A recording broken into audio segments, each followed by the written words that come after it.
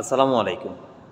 আপনার বাসা যদি ছোট্ট সোনামণি থাকে, তাহলে আজকের ভিডিওটা আপনার জন্য অনেকটা ইম্পর্টেন্ট হতে পারে। আপনার ছোট সোনামণির জন্য আপনি ৩ টা জিনিস সবসময় বাসায় সংরক্ষণ রাখতে হবে। আর ৩ টা জিনিস কী, কী? আজকের ভিডিওটা দেখলে আপনি অবশ্য বুঝতে পারবেন। আপনার সোনামণির যেকোনো সময় জ্বর চলে আসতে পারে, মানে শরীর গরম হতে পারে। আর আপনার সোনামণির তাপমাত্রা কতটুকু বৃদ্ধি পেয়েছে, আদৌ কি মাত্রা অতিরিক্ত হয়েছে কিনা সেটা মাপার জন্য আপনি থার্মোমিটার প্রয়োজন। আর থার্মোমিটার ২ ধরনের হয়, একটা হয় অ্যানালগ, আর একটা হলো ডিজিটাল। আপনি যদি অ্যানালগ না বুঝে থাকেন, অবশ্যই দোকান থেকে ডিজিটাল একটা থার্মোমিটার কিনে নেবেন। আর আপনার বাচ্চার যদি ১০০ ডিগ্রি উপরে জ্বর চলে যায়, মানে মাত্রা অতিরিক্ত হয়ে যায়, তাহলে অবশ্যই আপনি জ্বরের ডোজ ব্যবহার করতে পারেন।